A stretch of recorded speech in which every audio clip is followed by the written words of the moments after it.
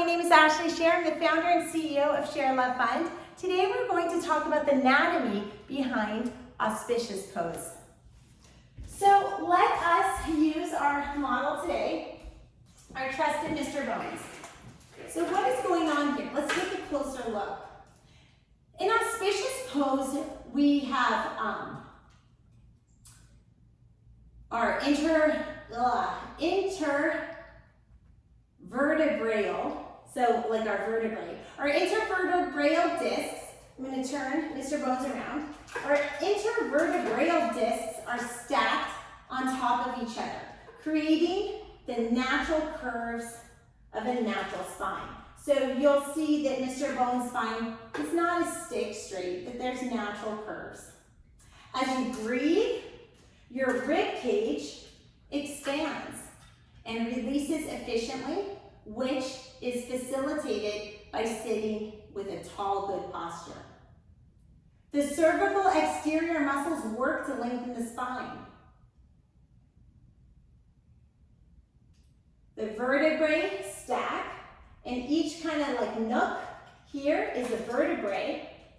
And then if you can see, it's kind of small and hard to see, this kind of yellowish orange rubber, that is the intervertebral disc. So there's a little gooey part between each of our vertebrae. Let's talk about disc stacking. When your spine is in its natural curvature, in a natural position, your vertebrae are stacked, and the gravitational load on your intervertebral discs are evenly distributed.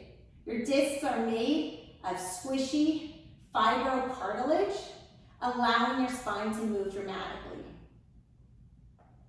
Now let's talk about the rib cage. As you breathe, the rib cage expands, the breastbone lifts up and outward, and the diaphragm on the inside contracts and descends. That's what is happening on the inhale, because Auspicious pose, this is used for meditation. So now let's talk about what's going on the exhale. On the exhale, the rib cage contracts, the breastbone moves down and inwards, and the diaphragm relaxes and ascends. That's what's going on in the exhale. Rib cage movement. As you inhale, your breastbone lifts while your rib cage expands, and in all directions, your diaphragm descends. As you exhale, your breastbone and ribs return downward and inward, and your diaphragm ascends to push out carbon dioxide, sorry. Definitely don't want carbon monoxide. That would be poisonous. Carbon dioxide. So this is a way of how there's skeletal issues going on, there's muscular issues going on, but also in Auspicious pose, because it is a pose we use for meditation and for breathing, there's a respiratory system is involved, and really cleansing with the carbon dioxide release. Allow this movement as you breathe. Allow the movement of the rib cage. In Auspicious pose, since it's kind of like a version of crisscross applesauce, the hip joint is rotated outward. Let's talk about the back of the skull. The head is light and floating upward. Sometimes in cueing we say, imagine a string pulling you up. The middle and lower trapezius, here across, they engage with the rhomboids, which is the muscles on the outside of the shoulder blades. So we're just kind of talking about the upper back, or since this is real work for real women, I always like to talk about the bra strap muscles. So we have the middle and lower trapezius, and then we have the rhomboids, and they engage to stabilize the scapula.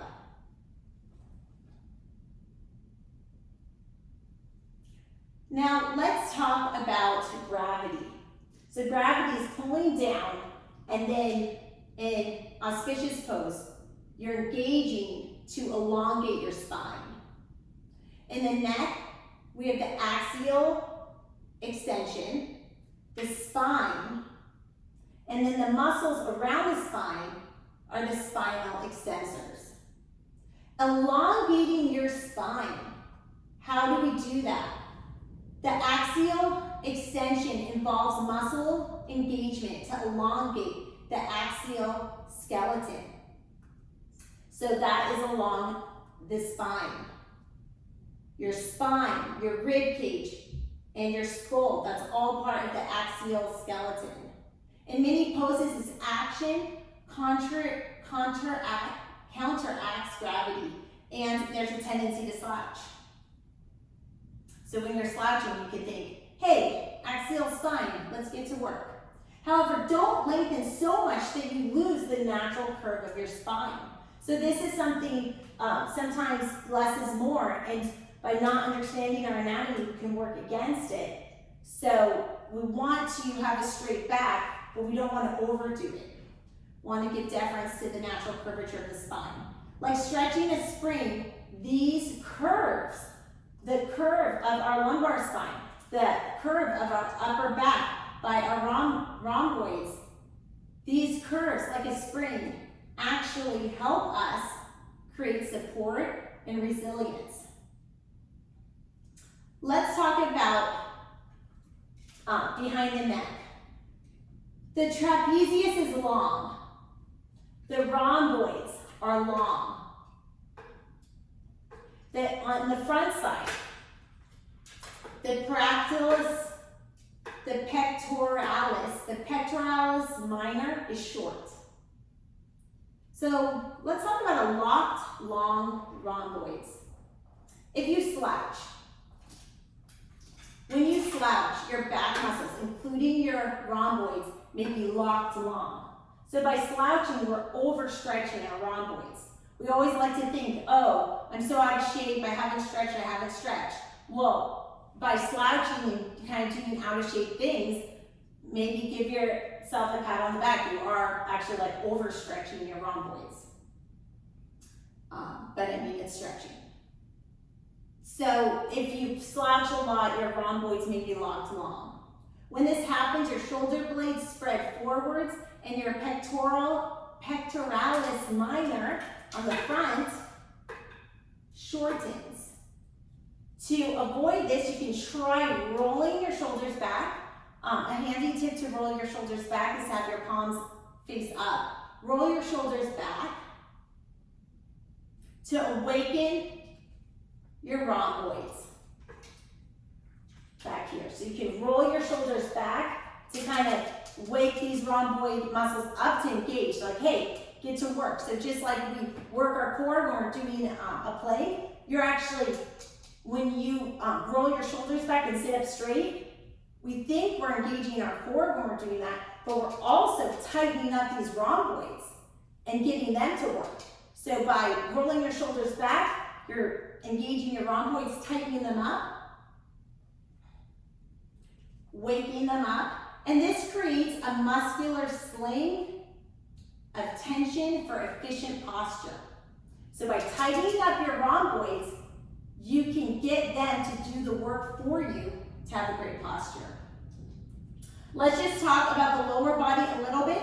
So we have the hip joint, which is rotated outward in auspicious pose. So again, when we have the pose like this, but on both sides.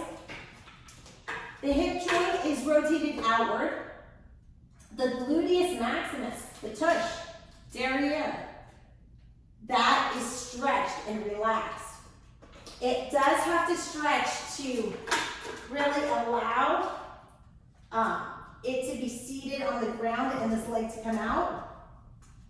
It's tight in a lot of people, and that's why sitting on a block or bolster can be helpful.